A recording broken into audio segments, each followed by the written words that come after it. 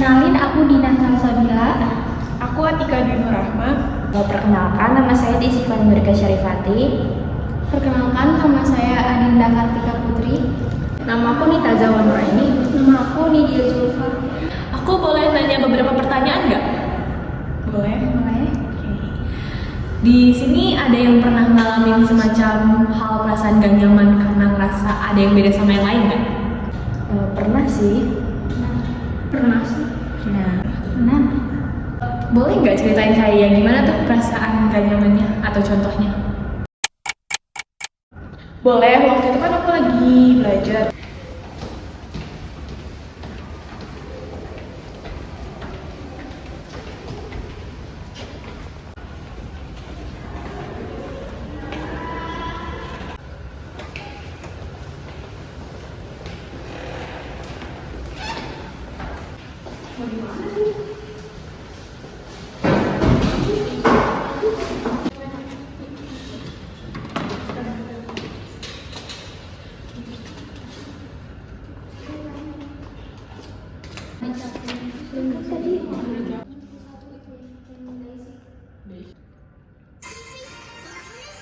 Terus si Ginan nonton itu kenceng banget, jadi bikin aku kayak risih gitu loh dengan suara bisinya.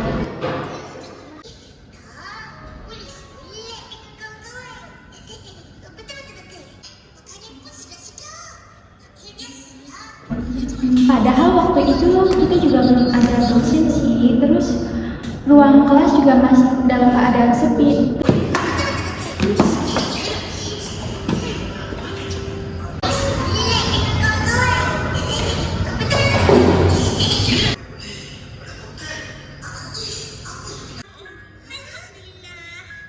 Terus aku juga ada niatan untuk pengen nonton YouTube. Boleh nggak diceritain kayak gimana tuh contohnya? Contohnya kayak tadi pas kita lagi nunggu kelas,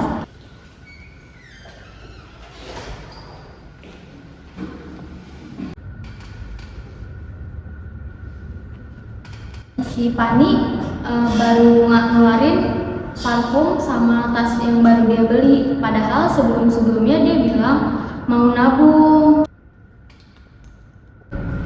Itu parfum baru? Bukannya lu bilang mau nabung ya? iya sih, iya ya. Gue kan mau nabung, tapi nggak apa-apa lah. Kan kemarin lagi ada diskon tahu. Barang yang lu beli kan sebenarnya nggak penting-penting banget tau. Udah lah, nggak apa-apa kali. Nabung mah bisa nanti. Mumpung promo tahu. Ya udahlah, terserah lu. Yang penting gue mah udah ngingetin dari kemarin. Tapi kayaknya uang tabungan itu dipakai buat beli parfum sama tas baru yang dia keluarin tadi. Sebenarnya sih tetap nabung, cuman menurut aku ya itu beda aja gitu, nggak mempengaruhi tabungan. Boleh nggak ceritain tuh contohnya kayak gimana? Boleh. Jadi pas itu tuh di jam istirahat kita mau jajan. Tapi di situ posisinya aku bawa ke dan Nita ini mau jajan keluar kan. Bang, beli batagornya aja kemarin. Pas aku lihat ternyata Nita jajanan makanan yang berminyak, yang banyak mengandung pengawet. Padahal itu nggak sehat.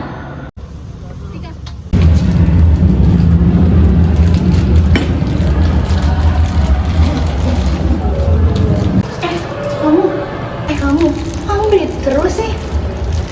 Sesekali doang nggak apa-apa. Sekali, enggak tahu kamu tuh udah sering beli batagor ini. Emang iya? Tapi kamu udah sering beli ini, tahu ini tuh nggak sehat. Mending kamu bawa bekal aja dari rumah. Jadi kan kita tahu sehat atau enggaknya. Emang iya, kayaknya bersih kok, tadi aku lihat sendiri. Buktinya sampai sekarang aku nggak kenapa-napa. Iya, karena pas itu lapar sih. Terus juga kan sesekali doang kan, aku nggak yang konsumsi terus menerus. Menurutku nggak apa-apa sih, karena sampai sekarang juga aku masih sehat. Kamu yang merasa nggak nyaman saat situasi itu, kenapa bisa nggak nyaman?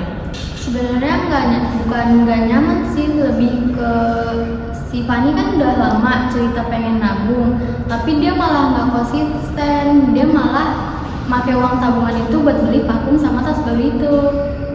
Aku ngerasa nggak nyaman nih karena Nita bilangnya kan jajannya cuma sesekali ya. Tapi ternyata pas aku perhatiin nih, Nita jajan-jajanan yang kayak gitu tuh secara terus menerus. Ya itu tadi, karena berisik, volumenya kenceng, bikin aku keganggu fokus aku untuk belajar. Nah, buat kamu nih yang ngerasa perilaku kamu fine-fine aja tuh kenapa? Ya karena sebenarnya kalau jajan buat di sih sekali doang ya, sisanya tuh sebenarnya masih jaga kesehatan. Sebenarnya kalau buat sekali doang kayaknya nggak apa-apa sih. Karena kita juga masih nunggu dosen, terus juga keadaan kelas sepi, terus juga yang lainnya juga nggak merasa terganggu. Karena aku masih tetap nabung sih, ya walaupun beli keperluan gini kan cukup mahal juga, cuman nggak apa-apa kalau sekali gitu sih. Oh gitu ceritanya. Kalian pernah kepikiran gak sih solusinya apa? Nggak kepikiran sih. Iya, belum kepikiran juga sih. Mungkin si Dina lebih sadar diri aja sih. Kamu nggak ada? Belum sih. Iya sih, nggak kepikiran juga. Nah, kan kalian pernah ngalamin hal ini nih, perasaan gak nyaman. Kalian tahu gak sih fenomena ini disebut apa dalam psikologi sosial? Nggak tahu sih. Emang ada ya? Enggak sih. Belum tahu. Nah, fenomena ini tuh disebutnya teori disonansi kognitif. Kalian pernah dengar atau tahu nggak teori disonansi kognitif ini apa? Baru pertama kali dengar. Enggak sih. Pernah denger sih, tapi kayak kurang paham sih maksudnya gimana. Aku belum tahu sih. Kalau dari kalian sendiri nih, kenapa sih kalian ngerasa hal itu beda sama kalian? Kalian tahu nggak faktornya apa? Kurang tahu sih. Kalau dari aku sih karena ngelihat Nita jajan yang nggak sehat terus ya, jadi rasa nggak nyaman. Mungkin salah satunya karena kita beda gaya hidup, mungkin ya. Beda pemikiran juga. Ya karena itu si Dina ngeganggu fokus belajar aku. Menurut aku sih sebelum dosennya datang terus juga gak ganggu mereka dan mereka juga gak merasa terganggu. Dari beberapa pertanyaan yang udah aku tanya ini, sampai di sini kalian bisa narik kesimpulan gak sih apa itu teori disonansi kognitif? Apa ya? Mungkin perasaan menyangkal atau denial gak sih? Nggak tahu. Mungkin kesimpulannya karena pemikiran kita berdua itu beda. Masih belum paham jelas sih konsepnya gimana. Boleh dikasih tahu nggak kesimpulannya?